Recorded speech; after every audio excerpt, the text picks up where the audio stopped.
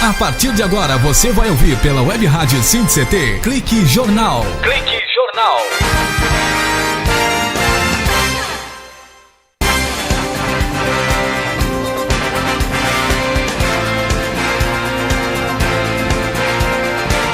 Olá, boa tarde. Está começando mais um Clique Jornal aqui na Rádio SINDCT.com, a rádio do Sindicato Nacional dos Servidores Públicos Federais na área de ciência e tecnologia do setor aeroespacial. A você ligado aqui no Clique Jornal, um abraço para você do INPE, DCTA aqui em São José dos Campos, CPTEC de Cachoeira, CTI em Campinas, que é o Centro Tecnológico de Informação Renato Archer, CLBI em Natal, no Rio Grande do Norte, o Centro de Lançamento da Barreira do Inferno. Obrigado pela companhia. Em Alcântara, no Maranhão, CLA, que é o Centro de Lançamento lá da cidade de Alcântara. A Santa Maria, no Rio Grande do Sul também, aqui sintonizada no Clique Jornal do SINDCT. Cuiabá, neste centro regional, muito obrigado pela companhia de vocês aí. E até a Estação Antártica Comandante Ferraz, que é uma base pertencente ao Brasil, localizado na ilha do Rei Jorge, a 130 quilômetros da Península Antártica, na Baía do Almirantado, Antártica, no Polo Sul. Fim del mundo em Tierra del Fuego, lá na Patagônia.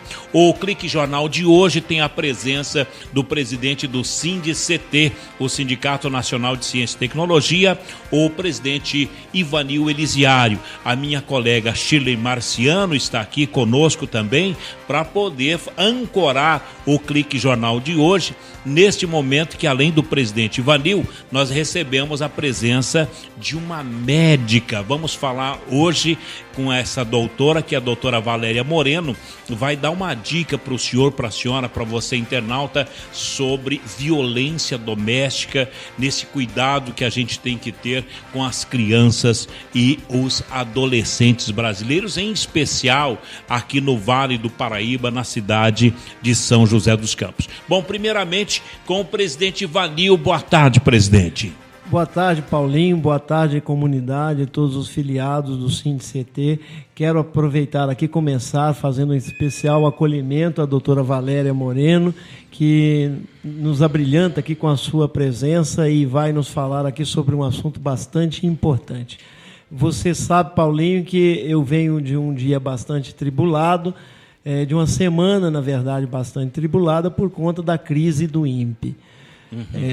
Nós temos lá companheiros, trabalhadores que desempenham um papel, tarefas essenciais à atividade do CPTEC, que é a previsão do tempo e a previsão climática, e esses trabalhadores estão tendo o seu ganha-pão ameaçado com uma decisão da Justiça Federal de que eles sejam afastados do CPTEC, das suas atividades, até o próximo dia 10. Então, já no dia 11, esses trabalhadores já não estariam mais desempenhando as suas funções lá no CPTEC do INPE. Agora, são 71 cientistas que terão que ser afastados por conta dessa medida do Ministério Público Federal, presidente? Sim, tem uma confusão a respeito disso, porque o número que a sentença judicial coloca é de 111 servidores. Ocorre que desses 111, 40 já foram aprovados em concurso e estão aguardando a nomeação. Então, a crise reflete principalmente nos remanescentes 71. Desses 71, Paulinho, 52 trabalham em atividades ou de manutenção, ou de programação, ou da previsão também? Ou de inputs no supercomputador Tupã. É uma ferramenta, como o próprio nome diz, é um computador superpotente que só existe um no hemisfério sul, está ali no maior centro de previsão do tempo e pesquisa climática do hemisfério sul, que é o CPTEC do INPE. É o computador que não pode ser desligado. Ele não foi feito para ser desligado. Ele é tão complexo que ele tem vários sistemas de energia, de reserva, geradores e tudo, que fornecem garantem o fornecimento de energia elétrica e uma energia elétrica estabilizada, uma coisa muito sofisticada, para que nunca ele deixe de funcionar. Agora, se acontecer essas demissões dentro do CPTEC e se tiver um afastamento, como é que fica a segurança desse supercomputador, o Tupã?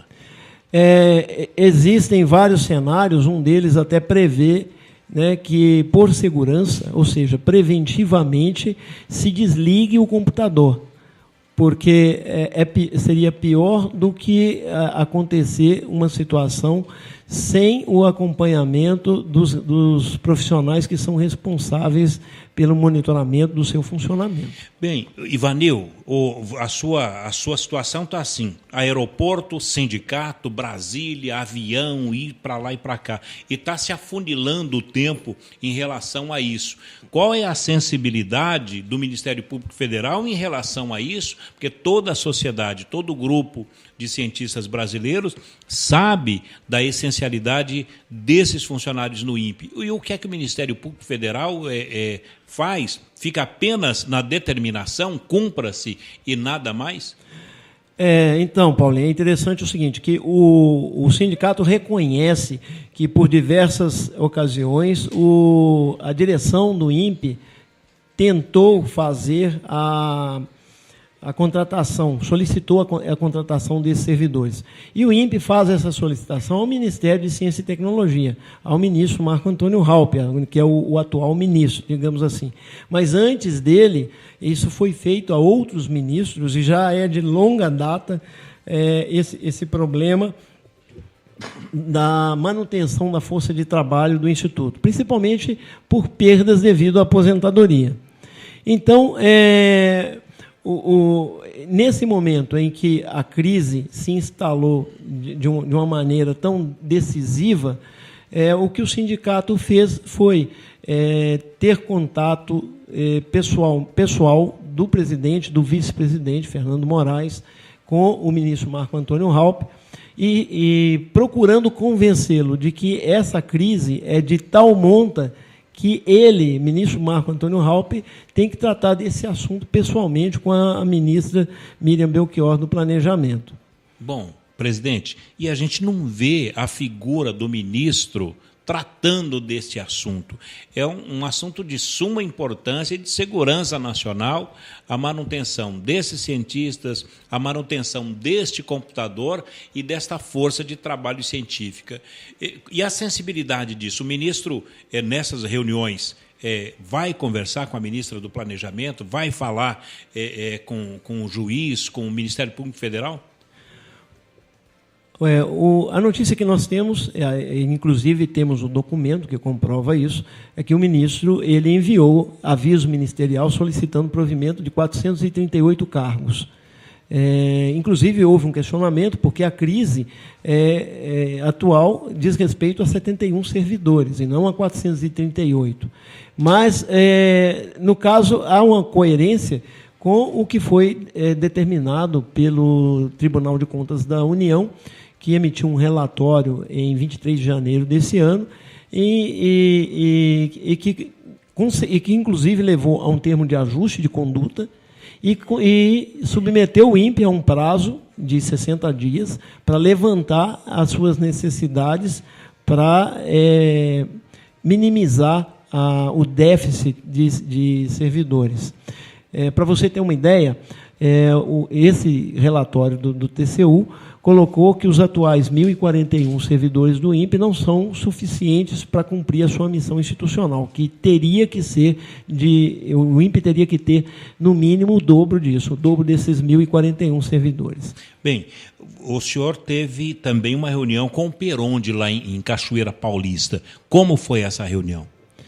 A reunião foi uma reunião que começou às 8 horas da manhã com os servidores, esses servidores que estão sendo chamados aí de demissíveis, né? Mas, na verdade, eu prefiro o termo servidores CDT, né? Que é o contrato deles temporário, mas são servidores concursados, que merecem todo o nosso respeito e nossa admiração pela dedicação e pelos serviços essenciais que prestam. E o resultado dessa reunião foi que eles não sentiram garantias de que o que está sendo solicitado vai acontecer. Agora, por conta disso, há um movimento de greve dentro do CPTEC. Poderá acontecer um movimento grevista lá no CPTEC de Cachoeira? Essa greve foi corroborada, ela teve a Assembleia na semana passada, na sexta-feira, definiu pelo indicativo de greve na sexta-feira, não, mentira, foi na segunda-feira. Definiu pelo indicativo de greve, caso o diretor Perondi não apresentasse uma situação diferenciada, um quadro diferenciado. Se ele não garantisse que, por exemplo, haveria suspensão dessa decisão federal de afastamento deles, dos servidores, e também o provimento dos cargos e concurso. Então, o movimento grevista foca duas coisas. Primeiro, que haja esse provimento dos cargos e autorização para concurso. Mas isso não resolve a crise com a Justiça Federal.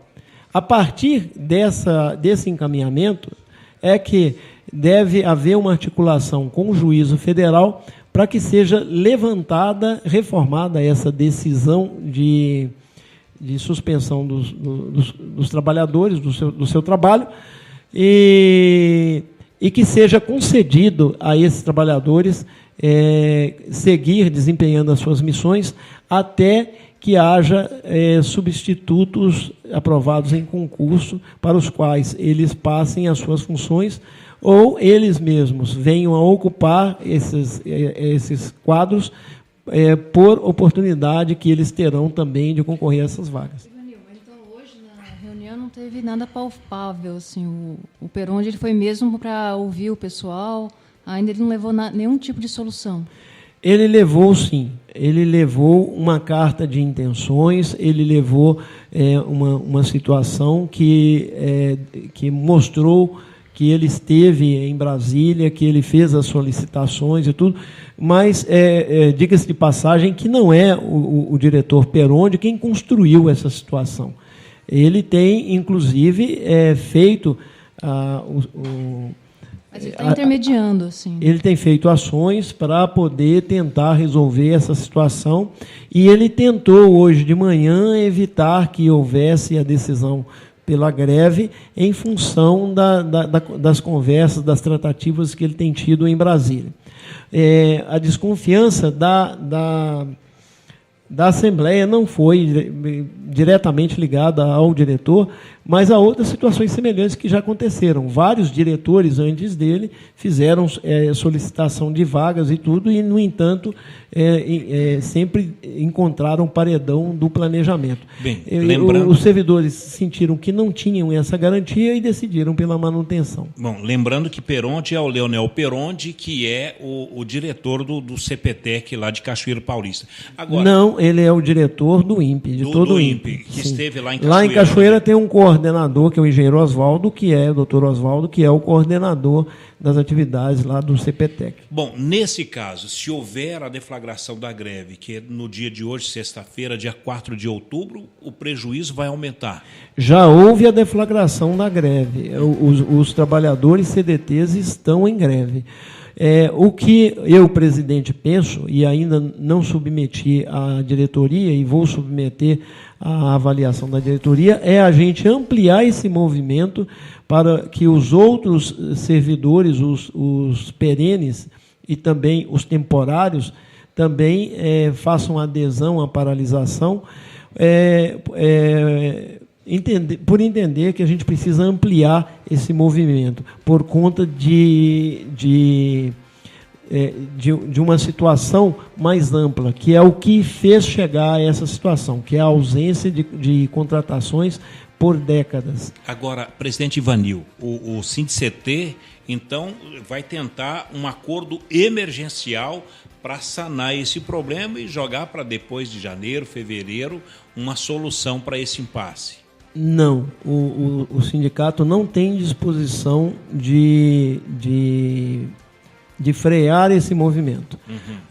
Na verdade, por diversas ocasiões, em outros movimentos, a gente sempre tentou paralisar o CPTEC do INPE, por outras demandas e outras situações. Então, nós paralisamos o INPE aqui de São José dos Campos e outras unidades pelo país, mas o CPTEC nunca parou.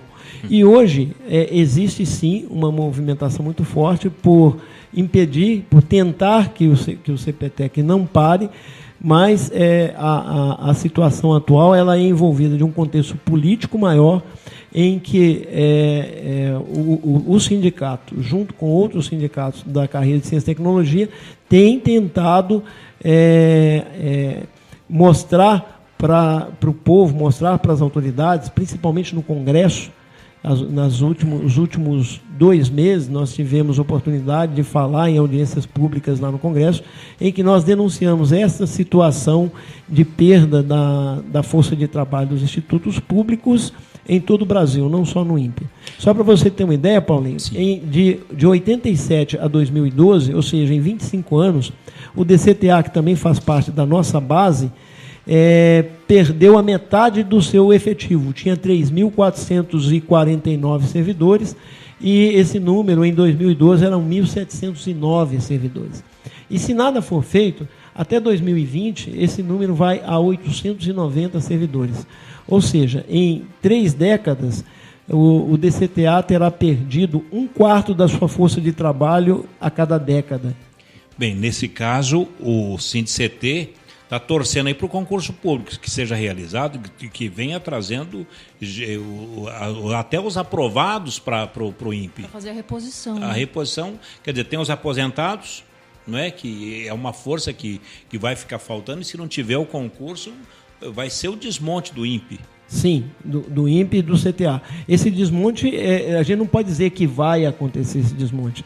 Esses números históricos aí que colocam 3/4 da perda da força de trabalho no DCTA já mostra que esse desmonte já vem acontecendo há muito tempo. Bem, presidente Ivanil, depois dos nossos institucionais, vamos voltar a falar sobre o desfecho dessa situação do supercomputador, do CPTEC, em especial o pessoal da previsão do tempo lá de Cachoeira Paulista, e também com a doutora Valéria Moreno Baumgratz, que é médica, pediatra, que estará falando sobre violência doméstica aqui no Clique Jornal. Um instante só e a gente volta já no Clique Jornal. Você está ouvindo pela Web Rádio SINDCT. Clique Jornal. Clique Jornal.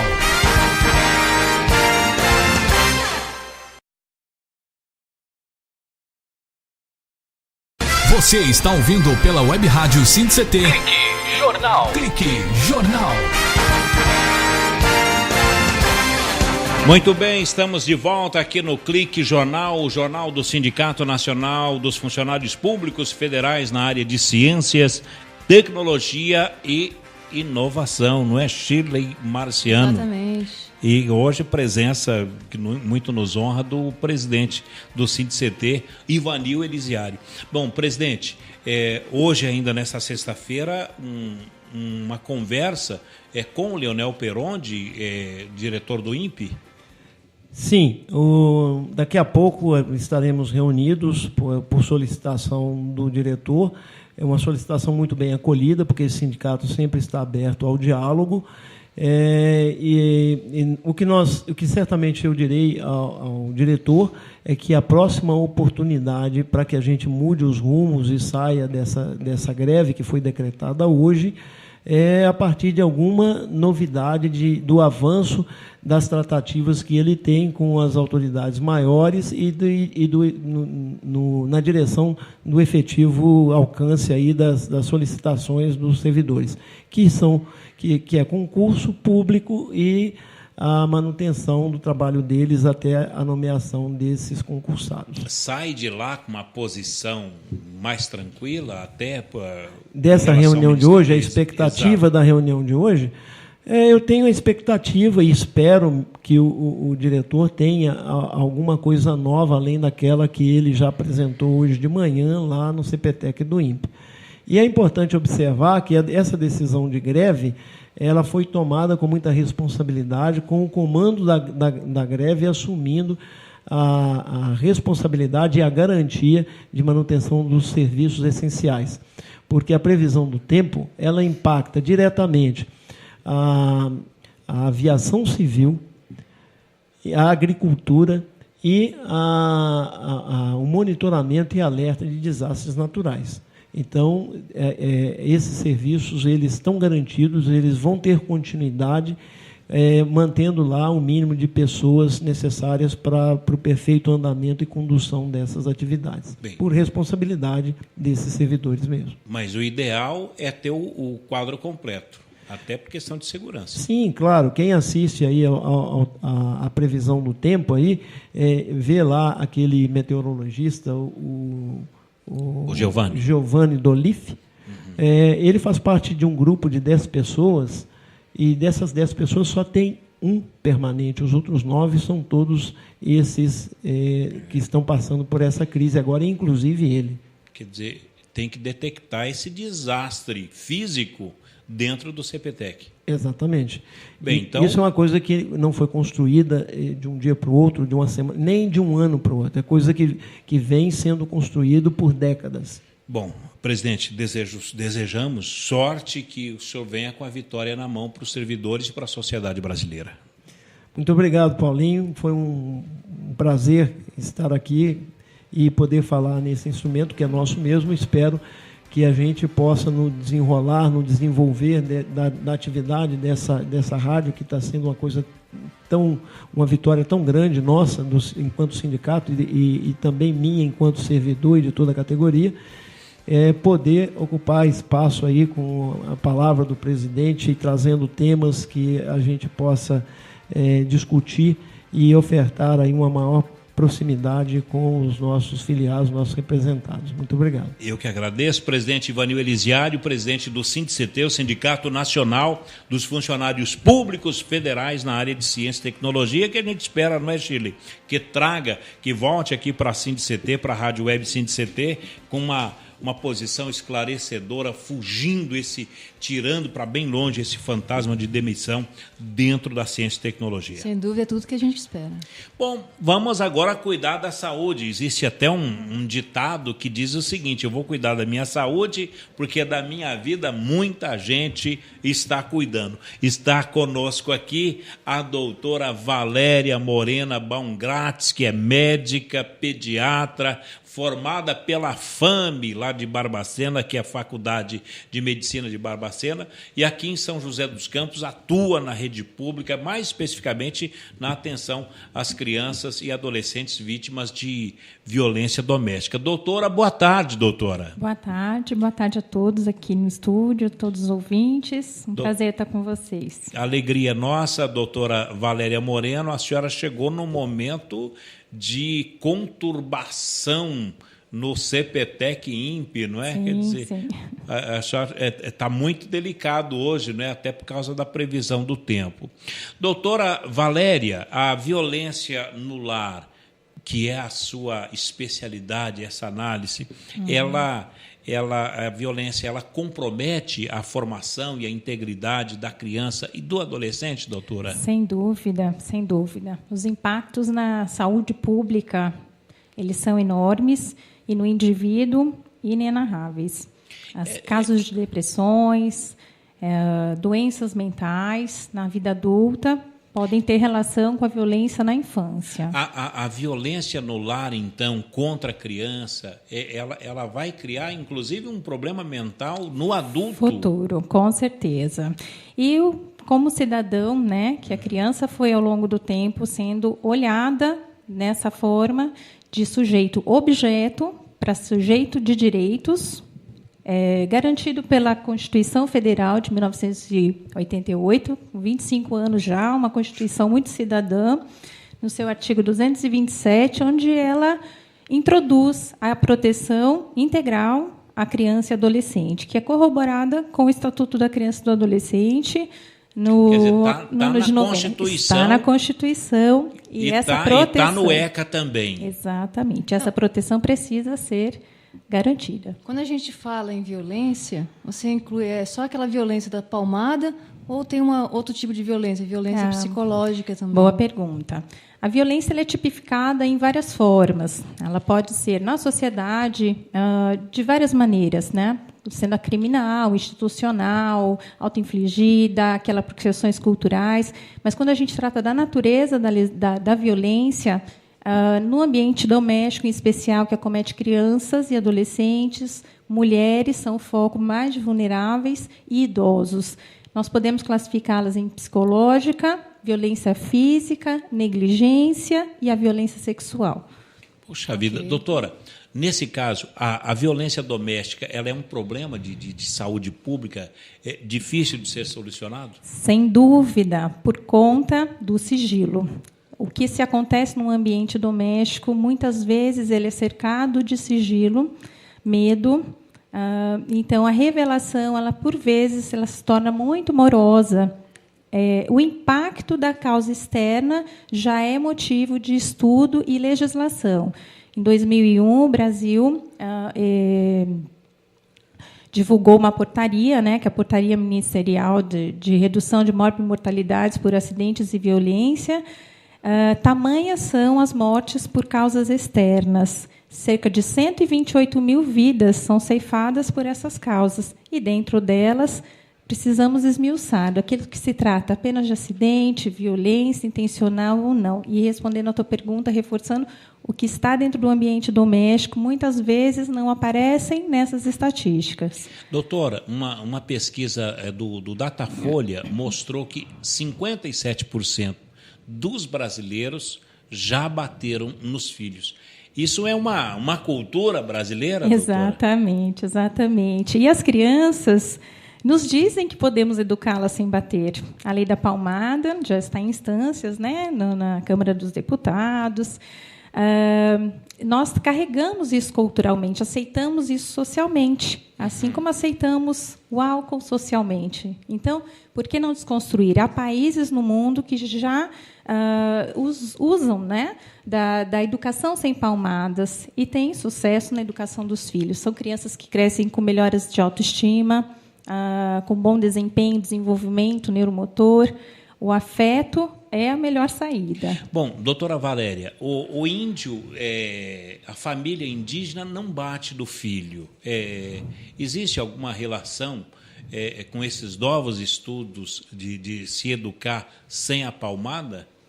Então, isso é uma questão cultural, né? Como a gente reforçou aqui. Eu desconheço um estudo em especial, mas a nossa sociedade ela funciona como a cultura do bater para educar. O índio, ele realmente educa pelo exemplo. Mas qual seria o limite, então? Uma palmada, 2 palmadas? Nenhuma 50, palmada. Ou nenhuma? Porque nenhuma você pode palmada. dizer que você está educando com palmada, mas você não sabe qual que é o limite disso. Como né? é que eu peço para que essa sociedade seja menos violenta se a educação que eu utilizo é a de violência? Não é a intensidade dela. 1, 2, ou se ela é forte ou se ela é leve. É uma forma violenta de se educar, né? Os filhos precisam, sim, de limites, precisam de educação ativa, né, que é aquela que realmente coloca limites, fazem acordos, o que sim, o que não, e a educação passiva, que é aquela que vem pelo exemplo daquele adulto que a cuida. Então, sim, é possível educar sem palmadas. A Suécia já saiu na frente quanto a isso, a Alemanha, temos bons exemplos no mundo de que essa educação ela é capaz. Na Alemanha, na Suécia, em qualquer tribo indígena também se educa, mas aí a questão é uma questão psicológica do pai. É uma questão de da formação, família. Isso. Geralmente, né? ela é cultural. É como eu aprendi a educar e é como eu repasso a educação ao filho. E por que não desconstruir? Palmada só na peteca. Já era. Agora, o brasileiro tem isso. Minha mãe tinha vara. Eu me lembro que nós tínhamos lá. Graças a Deus. Vara de marmelo, né? Era vara de marmelo, mas graças a Deus eu sou fã da Valita, que foi a primeira a abolir o fio do ferro, os ferros de passar roupa antiga. Você lembra? Todo mundo tinha lá o fio que a gente apanhava muito com Ficavam aquele... com as Paulinha marcas. desse jeito. Por isso que eu sou corrigido, doutora, porque a minha mãe tirava o fio do ferro. Quando se inventou aquele novo ferro valita, que o fio era grudado, graças a Deus, parei de apanhar, eu e meus irmãos. Certo, né? certo. Agora, É muito comum. debruçar, no caso da escola, debruçar no milho, no grão de milho. Culturalmente, também foi muito aceito. É uma educação punitiva física, mas que leva à humilhação, ela não leva à reflexão. Então, quantas palmadas levamos, imediatamente o que sentimos é raiva. Né? Não paramos para ver a situação da reflexão. As crianças, elas nos dizem que não precisam ser educadas assim. Há trabalhos mostrando. E isso, acreditem, dá certo. Você tem um trabalho desenvolvido, né? Tem desenvolvido um trabalho nessa área. Como que vocês tratam assim com a criança e com os pais? Você me pergunta de um atendimento específico quando é identificada a violência doméstica, é isso? Exatamente. Sim, o trabalho é sempre um trabalho de reflexão. Né? Dependendo de cada caso, ele vai ser atendido por uma equipe multidisciplinar. A criança ou os pais? E sua família. E a família também. E a também. sua família. A criança somente, ela é o alvo, mas se não, o cuidador, o adulto responsável, ele não muda e não repensa valores e reflete suas ações, nenhuma intervenção terá sido de sucesso. Doutora né? Valéria Moreno, mas e o pai, por exemplo, que é o mais ignorante da família, geralmente é o pai, ele vai chegar lá e falar assim, doutora, mas eu não aguento mais esse menino. Só matando. Né, E daí, o que a senhora responderia para esse pai? Como tratar esse pai? Exatamente. Nós não temos receitas mágicas. Isso é uma questão histórica. A reconstrução, a desconstrução dessa cultura do bater, ela vai levar muito tempo. Talvez não consigamos sucesso imediatamente naquela geração, mas uma nova concepção de trabalhos e valores, experimentações em grupos, por exemplo, as trocas entre grupos, ela é muito rica. Né? Então, podemos colocar ali num grupo mães que têm experiências com violências físicas, por exemplo, que eu posso mudar no meu cotidiano, como eu posso olhar o meu filho como sujeito de direito. Ele não é meu objeto. Não é saiu de mim, pertence a mim. Ele é um sujeito de direitos. Ele também tem desejos, também tem direitos e também vai me dizer o que ele precisa. E eu, como adulto, vou dizer, posso ou não posso, podemos, não podemos. O diálogo é essencial dentro da família. E fundamental. E, digo mais, o afeto. Bem, então, doutora, vamos para um breve intervalinho aqui para os nossos institucionais e voltaremos a falar sobre a ECA, que é o Estatuto da Criança e do Adolescente. Essa lei, como é que se aplica essa lei? Porque, e a criança no seu dia a dia em relação ao conhecimento da lei. O jovem que tem praticado crimes também, se aproveitando do Estatuto da Criança e do Adolescente. Daqui a pouco? Daqui a pouco. Depois dos nossos institucionais, a doutora Valéria Moreno Baumgratz, que é médica pediatra, aqui no Clique Jornal. Um instante só. Você está ouvindo pela Web Rádio SINCT. Clique Jornal. Clique Jornal.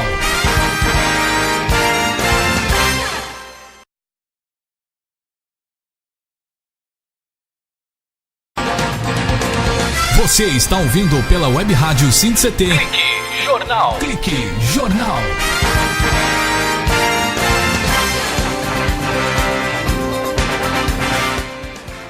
Muito bem, estamos de volta aqui no Clique Jornal e hoje, inclusive, com a presença do Pedro, um menino com nome de gente, dá um ótimo título de um livro infantil, não é, doutora? Conosco aqui a doutora Valéria Moreno Baumgratz, que é médica pediatra formada pela FAME de Barbacena e atua na rede pública, mais especificamente na atenção a crianças e adolescentes vítimas de violência doméstica. Doutora, a pergunta para a senhora nesse momento é sobre a lei da palmada que está no Congresso, que é o nome foi dado pela imprensa esse nome, né, ao projeto de lei que visa proibir o uso de castigos físicos e etc, etc, etc. Bom, precisou tanto, doutora, chegar, virar uma lei para que não se dê palmada em crianças? Precisou. Essa lei datada de 2003, 2.654, o número dessa lei, né? Então, ela já foi aprovada na Comissão de Constituição e Justiça na Câmara dos Deputados. Está em tramitação para efetivação. Culturalmente, voltando aqui, né, a história sempre, porque é ela que mexe com a questão da violência. A violência, ela é arraigada demais na nossa cultura. Ela precisa de intervenção. Né? Para que se mude uma cultura, entende-se que a intervenção é necessária à medida que a educação vai tomando esse corpo, fazendo essa prevenção e promoção o tempo todo. Aos moldes da lei seca, aos moldes, né, das leis de trânsito, que entra dentro dessa política que eu citei antes, da morbimortalidade. Então, as intervenções legislativas, elas têm esse objetivo de interdição, né? Mas a gente não pode esquecer do papel preventivo e promocional. Bom, doutora, a lei da palmada, mas e como vai se aplicar essa lei da palmada à sociedade?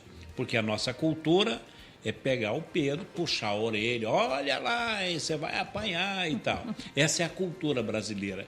Agora, se o pai do Pedro for pego nessa situação, né, de maus tratos e tal, o outro lado que vai aplicar essa lei, como é que estão preparados os aplicadores da lei para isso, doutora? Acredito que tudo isso vai levar um tempo. Eu acho que de imediato não se muda uma cultura aí, né, de mais de 500 anos, da noite para o dia. Eu acho que há um bom senso, é sempre uma reflexão, é sempre uma troca. Nós temos muito a caminhar, mas precisamos desconstruir essa cultura para colocar uma cultura de paz.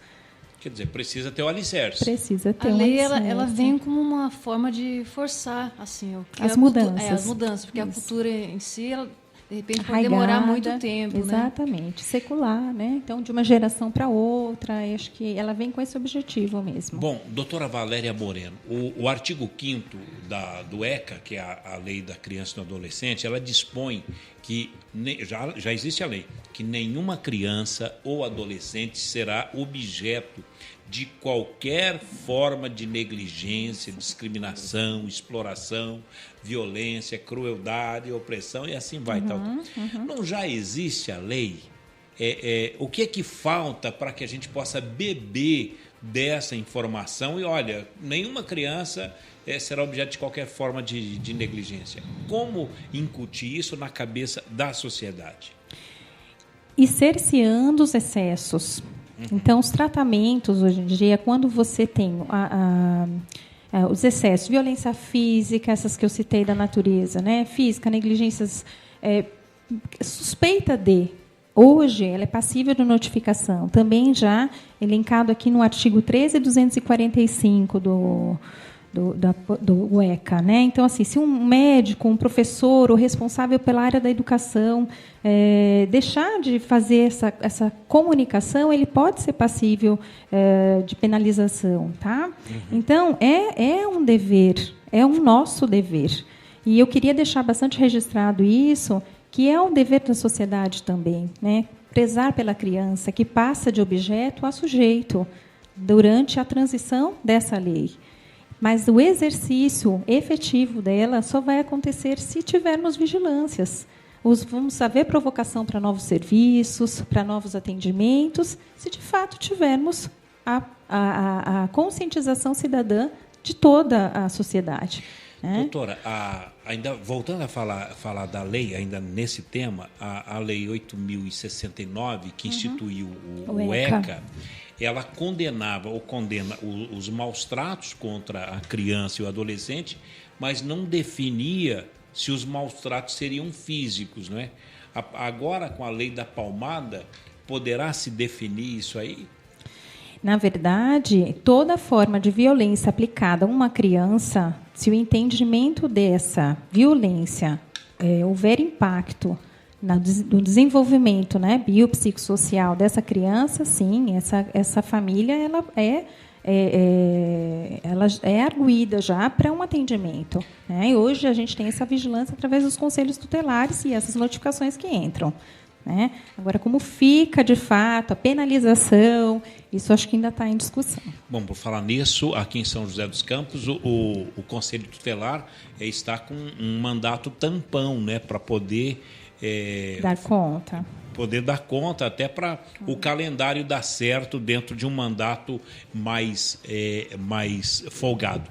Doutora Valéria Moreno Baumgratz. Isso. É um nome alemão, não é, doutora? Isso. Que é médica e pediatra. Agora, a senhora também aplica os seus conhecimentos de médica, no caso da violência da criança e do adolescente, na rede pública aqui de São José dos Campos. Isso. As instituições municipais, elas conhecem a situação da violência doméstica contra as crianças e adolescentes?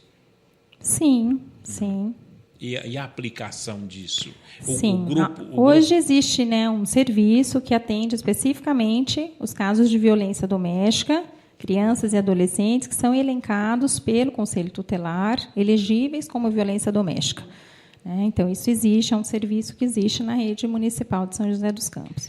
Agora, é constrangedor, não é, doutora, a intimação, de chegar ao conhecimento, uma intimação até a casa da pessoa, o envolvimento. Quem é que entrega essa intimação? É um oficial de justiça? Geralmente são os conselhos tutelares, que são os intermediadores, né, na questão da representação dos direitos da criança. Então, um direito violado, ele o responsável pela representação são os conselheiros tutelares. Eu sei que pela Lei Maria da Penha, qualquer um pode denunciar um caso de violência. Um vizinho, um parente. Exato. E no caso da criança? Da criança, ótima pergunta. Eu queria deixar registrado aqui, então, que assim também qualquer pessoa civil pode fazer essa denúncia em caso suspeita de violência. Ele não precisa ter a certeza de que essa criança e esse adolescente estão sendo vítimas de violência. Se houver indício, suspeita, qualquer pessoa comum pode fazer. Existe um telefone nacional, que é o Disque 100, tá? Pode ser feito também através de um e-mail que chama disquedenúncia@sedh.gov.br. E o Disque 180 também, que é um centro de atendimento à mulher, que, como eu falei, dentro da violência doméstica, as pessoas mais vulneráveis, né, e vítimas de mulheres, crianças, adolescentes e idosos. E dentro desse circuito, então, ele acaba reproduzindo, né, essa mulher reproduzindo com as suas crianças e assim por diante. O idoso, que deixa de ser uma pessoa que produza bens, também passa a ser um peso morto. Então, existem esses canais para denúncia. Isso é muito importante. Pode repetir o e-mail, por gentileza? Pois não. Disque Denúncia. Aqui em São José dos Campos? Não. Esse é um e-mail de denúncia nacional. @sedh.gov.br. Vou repetir, vou até marcar aqui. Disque denúncia @sedh.gov.br.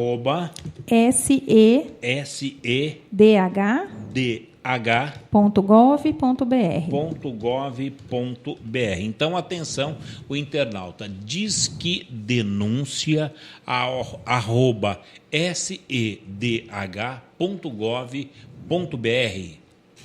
É isso mesmo, né? Isso mesmo, perfeito. Doutora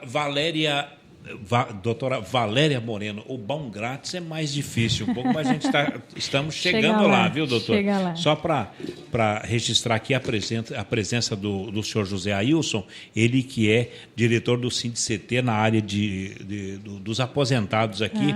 Daqui a pouco vai estar conosco aqui, convidando todos os aposentados do SINDCT para uma viagem até a pequena cidade de Itu. Já a senhora vai poder acompanhar isso. Doutora, a violência dentro da sala de aula. Então, a gente está defendendo a criança, está defendendo o adolescente e tal, mas tem professores que estão até se aposentando com medo de ir para a escola. A gente até sabe da história da mãe que falava para o filho, Paulinho, vai para a escola, e o Paulinho dizia, não, eu não vou para a escola, eu não aguento aqueles meninos, mas Paulinho, você precisa de ir.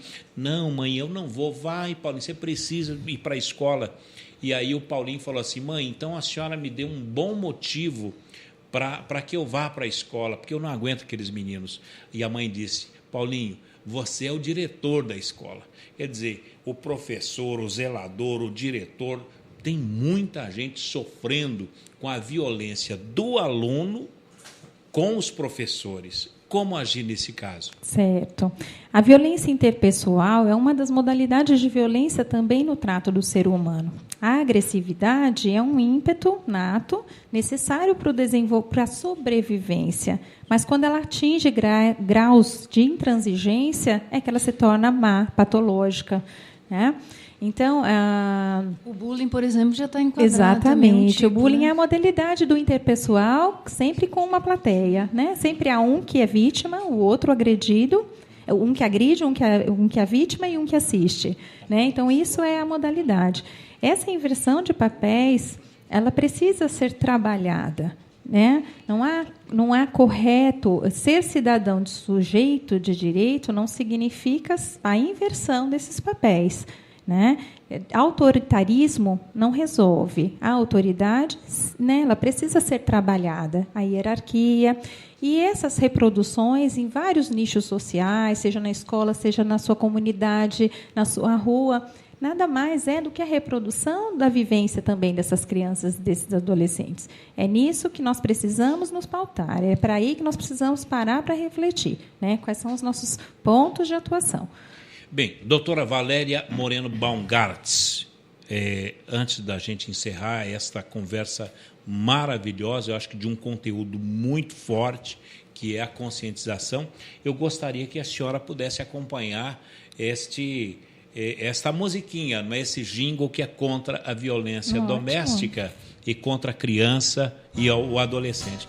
Em uma homenagem à doutora Valéria Morena Baumgartz, o Departamento de Rádio Web preparou para a senhora a nossa musiquinha. Não, tapa na cara não educa, não,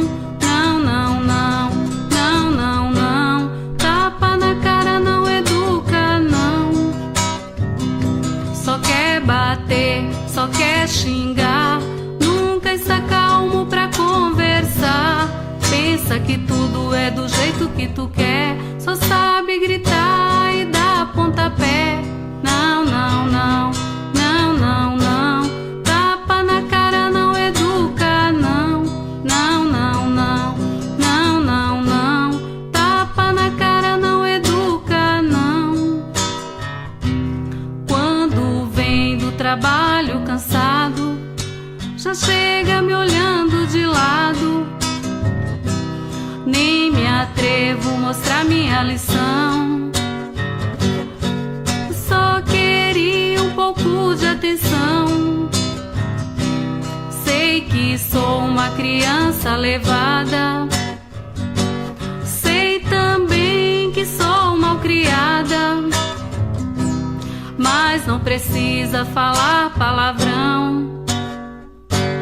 Tem amor no seu coração.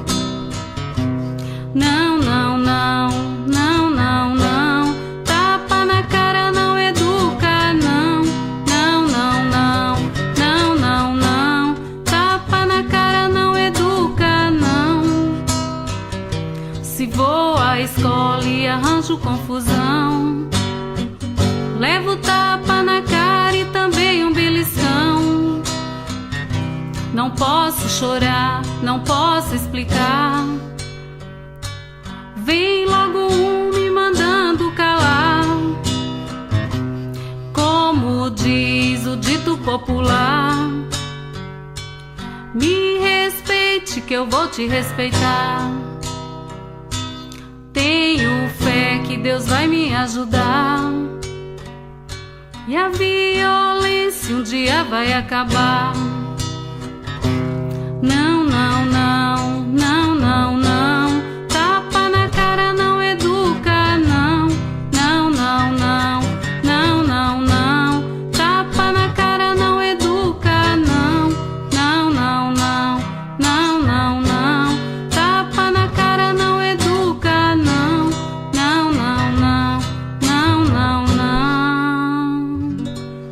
tapa na cara não educa o cidadão. Doutora Valéria. É isso aí. Foi bom? Sabe as palavras. Tá aí, é uma homenagem aí para que... Quer dizer, depende dessas pequenas ações. Exatamente. Né? Mudança de cultura aí no cotidiano. Com as intervenções de enfrentamentos, as legislações, mas o cotidiano tem que ser trabalhado. Bacana. Doutora Valéria Moreno Baumgratz, a senhora é médica pediatra, e aonde vai encontrar a doutora? Até porque é o Brasil todo acompanhando esse nosso bate-papo. Um e-mail da doutora, um telefone, sua clínica particular, por exemplo, tem? Deixa o meu e-mail, deixa o telefone. Qual é o e-mail, doutora? Valéria Baumgratz. Valéria... o Baumgratz. @uol.com.br. Pronto, está aqui. Ótimo, à disposição. uol.com.br. Telefone, doutora? 3921 3921 4736. 4736. Vou recapitular aqui para o amigo internauta do Clique Jornal. Valéria Baumgratz, com M, não é? Baumgratz, @uol.com.br. Ou área 12 3921 4736. Isso doutora, mesmo. Muito obrigado pela sua presença, pela sua companhia Foi um e prazer. pelas valiosas palavras aí. Até eu vou me... Bom, bem que eu não bato nas minhas menininhas, Que né? ótimo, um ótimo exemplo. Eu tenho uma paciência danada, doutora. Que bom, Até que bom. porque tem dois tipos de criança que eu gosto muito, principalmente que é a japonesa, né?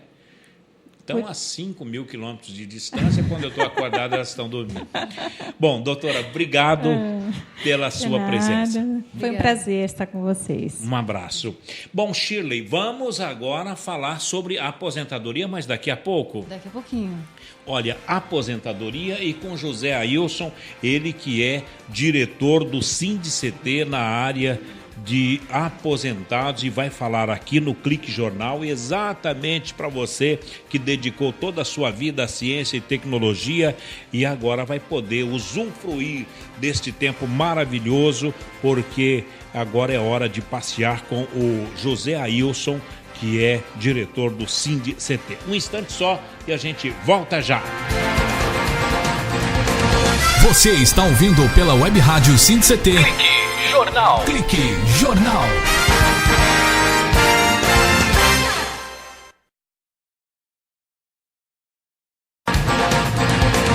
Você está ouvindo pela Web Rádio SINDCT. Clique Jornal. Clique Jornal.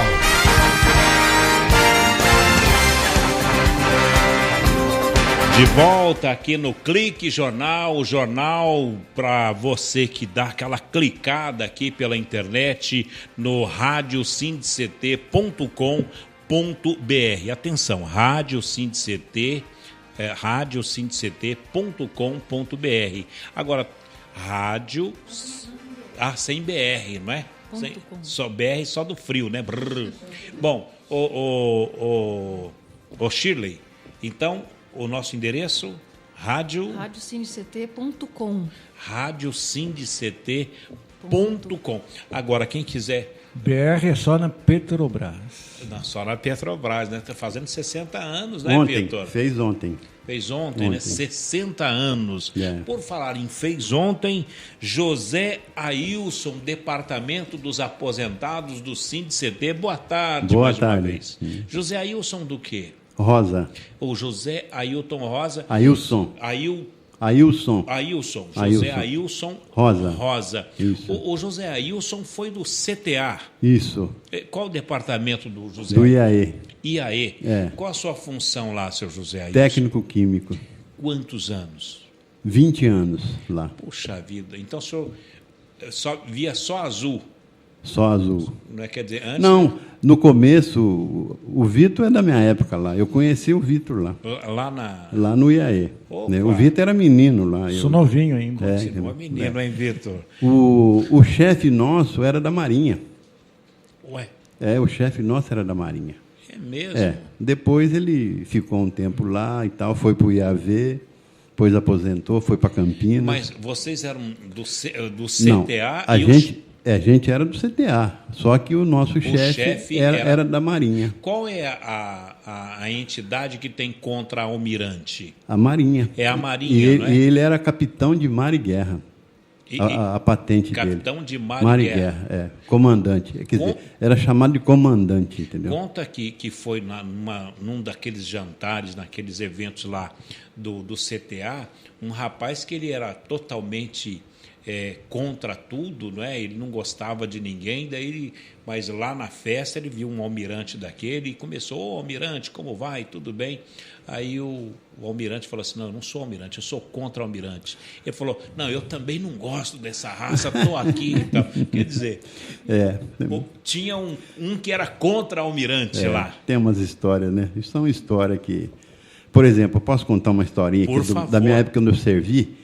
Eu servi no Exército em Lorena, 5º RI. E conta-se que na época lá, não era, acho que, não sei se foi no ano que eu servi ou um pouco antes, o coronel comandante, que era um sujeito muito sério, não ria para nada, entendeu? Estava sempre lá na dele, quieto. Aí um dia o sargenteante é aquela pessoa que é a parte burocrática, que leva aquela papelada para o coronel assinar lá. E um dia ele foi levar para o coronel lá uns documentos lá. Quando chegou na sala do coronel, na porta, assim, ele tropeçou e caiu. O coronel quase caiu da cadeira de tanto dar risada, entendeu? O que era sisudo. Sério, que não ria nada. Ele disse que riu pra caramba. Aí o sargenteante levantou correndo, se enquadrou. "Pois não, coronel. Se o senhor quiser, eu caio de novo", entendeu? Poxa vida, aí virou um caxiazinhas ali, né? Mas pode ter acontecido mesmo, não é? Pode ser, mas essa é uma história que a gente... São muitas histórias. Quando o senhor foi, então, do Exército para o CTA? Não, esse eu servi lá. Isso em 1968, 67 para 68, entendeu? CTA... Eu vim para trabalhar. Eu já trabalhava lá em Lorena, na Mantiqueira. O senhor José Ailson, mas então o senhor sempre teve uma vida ligada ao setor militar, não é? Correto. E outra coisa, sempre trabalhei com explosivo. Eu trabalhei em fábrica de explosivo lá e vim para cá também numa área que mexia só com explosivo. Quer dizer, o que era? A preparação dele? Sim. A preparação, montagem... alguns explosivos nitrado, entendeu? O senhor acha que a área de defesa tem mais investimento hoje ou teve mais investimento na época que o senhor estava na ativa? Olha, observação aqui. O combustível sólido do foguete é explosivo. O combustível, então, na realidade, ele é um propelente. Ele vira um explosivo porque ele fica fechado lá dentro. Mas ele, na realidade... combustão. Porque ele fica fechado. Mas ele queima, entendeu? Ele é para queimar, para poder dar a energia para o foguete subir, entendeu? E por falar em foguete subir, aproveitando o Vitor, Vitor, a sua área era junto com a do seu José Ailson? Qual era o seu setor lá? Desde criancinha, eu trabalho na área espacial. E agora estou me aposentando. Então, eu trabalhei em vários setores. Né? Lá no... Eu sempre fui de esquerda e do contra, tá vendo? Eu cheguei no contra-almirante e não foi à toa. Você viu só contra-almirantado, não é? Agora, o Vitor Portesani... Ele só não respondeu a minha pergunta. Eu estou esperando. Né? Então, respondendo a pergunta da Shirley, olha, essa parte de número aí, eu não sei se realmente tinha mais ou tinha menos naquela época. Acredito que talvez tivesse mais, porque a maioria do tempo que eu passei lá, os governos eram militar, na época do militar. Então, acho que militar devia dar mais dinheiro. Mais no assunto, né? Depois passou civil, acho que a coisa começou a minguar por aí, entendeu? Desde o Collor já começou a diminuir. Tá? Quanto tempo um foguete brasileiro não sobe aos céus? Olha, na realidade, esse nunca subiu, né?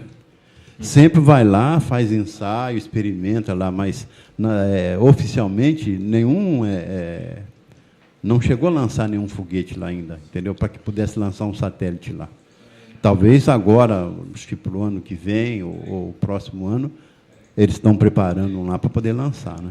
Agora, José Ailson, hoje o senhor é aposentado, o Vitor Portesani, que é o nosso diretor de comunicação e cultura aqui do SINDCT, assim como o senhor, já está entrando na sua área, que é a aposentadoria. Correto. Fica uma nostalgia em relação a isso? Olha, realmente fica, porque, principalmente no meu laboratório, a gente tinha lá é como se fosse uma família. 20 anos junto, a mesma pessoa, entendeu? Praticamente a gente começou todo mundo junto ali. E eu fui um dos pioneiros. Depois foi entrando outro, quer dizer, a gente tinha lá acho que umas 30, 40 pessoas. Isso acaba virando uma família. E aí a gente aposenta, vai perdendo o contato. Vai desfragmentando exatamente. aquele então, seio. Aí encontra, às vezes, no final do ano, ou em uma festinha, alguma coisa, e se encontra. Aí aquilo realmente a gente sente muito, entendeu? No caso do Vitor Portesani, o sonho era ser cientista. E hoje, quantos anos no CTA, não é? CTA, 8 anos. 8 anos. E na área? 38 anos. Quer dizer, ele já está... É bom tempo, né? É um bom tempo, não é, Vitor? Sim, bastante tempo. Ô, Vitor, você, do lado do Ailson aí, ele já aposentado, você prestes a aposentar, como será a vida depois dessa vida toda dedicada à ciência brasileira? Eu lamento de nós não termos a juventude para passar o nosso serviço para eles. Nós estamos perdendo isso. O caso do INPE, em especial, que está com uma situação, 400 pessoas poderão se aposentar dentro do INPE, não tem concurso público. Olha, é uma questão de segurança nacional o INPE, de sentar todo mundo, a sociedade, o governo, as entidades, e fazer do INPE o que ele já é gigante, mas com todos os direitos, não é, Vitor? Sim. Olha, o que salta aos olhos, né, nesse processo todo é um processo que está em disputa. O Estado brasileiro ele é achincalhado pelo sistema dos mais variados, as fontes comerciais da vida aí, ele é diminuído, né, e está em disputa. Nós temos que encontrar um caminho político, uma saída política para retornar a um estado de desenvolvimento científico e tecnológico. Vitor, você acha que é intencional, que eles estão querendo transferir o conhecimento para o setor privado? Com certeza. A gente luta isso constantemente. O que está acontecendo no CPTEC é o final desse movimento. São as consequências finais das eras Collor, FHC. Conseguimos driblá-los na eleição do Lula, mas o Lula, assumindo o governo da nação, teve que compor com essas forças também conservadoras. E eles continuam aí na ação de desmonte do Estado. Ô, José Ailson, você pensa assim? Olha, realmente eu penso que a situação, pelo que estou vendo agora o pessoal do INPE, a situação é bem grave, entendeu? E a gente não vê uma solução de imediato para resolver essa situação aí, entendeu? Quer dizer, tem que ir para as redes sociais, tem que começar a ir para o rádio, para a imprensa, exatamente, os bate-papos, falar sobre isso, né? Sem Quer dizer, dúvida. É de essencial importância a permanência do INPE com essas cabeças todas, de ter recursos, de Correto. se fabricar, de se produzir e de se proteger Paulo, a soberania nacional. Paulo, o sistema de comunicação de massa, o comercial, vou insistir nessa palavra, comercial, nós estamos montando essa rádio e fazendo o que estamos fazendo exatamente para tentar fluir a nossa ideologia, o nosso trabalho político, porque não tem canais. É desproporcional. Por exemplo, eu vou depender da... A Vanguarda está cobrindo agora o CPTEC INPE. Mas a Vanguarda está cobrindo o sensacionalismo do efeito do desmonte, que é a greve nessa área de meteorologia, de desastres naturais. Quer dizer, na verdade, ela não pauta o conteúdo da luta política nossa. A Vanguarda apenas faz o seu comercial nesse momento, né? Fala da questão de um serviço prestado, né? Só um servicinho que está sendo agora impedido de se fazer, porque quem faz da América Latina esse serviço é o CPTEC. Bem, lembrando que aqui a Rádio SINDI-CT é vanguarda, não é? Porque fomos o primeiro, a primeira entidade, o primeiro sindicato a ter uma rádio web para todo o Brasil aqui em São José dos Campos, viu, Ailson? Tá, eu só quero dar, aproveitando aqui que eu estou aqui falando na rádio, dar um recadinho para os aposentados aqui do nosso SINDI-7. O presidente deu o aval, eu já tive aqui há uns 15 dias atrás, exatamente, falando do passeio. Na cidade de Itu? Isso, agora o presidente autorizou, então já vai disparar o processo. Provavelmente o passeio vai ser dia 22 de novembro. Bom, então, lembrando aos aposentados do SINDI-CT, isso, que haverá o passeio dos aposentados até a cidade de Itu, numa fazenda. Fazenda lá, do Chocolate. Fazenda do Chocolate. E o que vai encontrar lá, além do chocolate? Vai encontrar os que têm lá um bom café, um bom almoço, vários animais de pequeno porte, entendeu? E o encontro dos aposentados, que acaba virando uma festa lá, que alguns que faz tempo que não se vê, então acabam se encontrando lá no passeio. Que são aquelas pessoas que trabalham 10, 20 anos juntos, exatamente, e depois da aposentadoria desapareceram. Isso, é verdade. Entendeu? Bom, quem quiser ir nesse passeio, provavelmente dia 22 de 11 de novembro. Ligar para o SINDI-CT? Ele não precisa nem ligar, porque normalmente a gente já tem uma lista das pessoas aqui. Vai ser mandado o comunicado. Aí a menina encarregada vai ligar para as pessoas, convidando, se pode, se não pode, se quer, se não quer. Então, ela vai fazer o contato com todo mundo. Bacana. Senhor José Ailson Rosa, diretor dos aposentados do Sindicato Nacional da Ciência, dos funcionários públicos federais na área de ciência e tecnologia. Correto. Quero te agradecer pela participação aqui na Rádio Web SINDI-CT e deixar os microfones abertos para quantas vezes necessitar falar dos aposentados. Muito obrigado, e eu que agradeço a oportunidade aqui de dar esse recadinho para os aposentados. Um grande abraço, obrigado, viu? Tá bom. Bom, então, em nome do José Ailson, do Vitor Portesani, da Shirley Marciano, do nosso querido Tiago Santos, o nosso abraço a você, funcionário do INPE, DCTA aqui em São José dos Campos, CPTEC na cidade de Cachoeira. Estamos torcendo para que vocês aí do CPTEC de Cachoeira Paulista consigam uma solução nesse problema aí do Ministério Público Federal. CTI em Campinas, que é o Centro Tecnológico de Informação Renato Arce, CLBI em Natal, no Rio Grande do Norte, CLA em Alcântara, no Centro de Lançamento de Alcântara, Santa Maria, no Rio Grande do Sul, Cuiabá, que é um centro regional, e até na Estação Antártica Comandante Ferraz, no Polo Sul.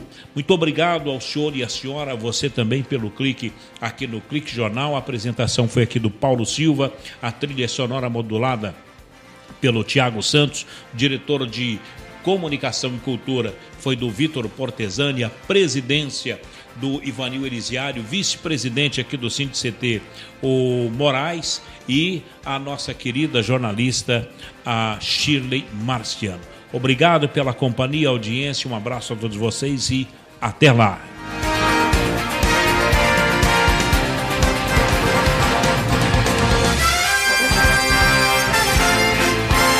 Você ouviu pela Web Rádio SINDI-CT Clique Jornal. Clique Jornal.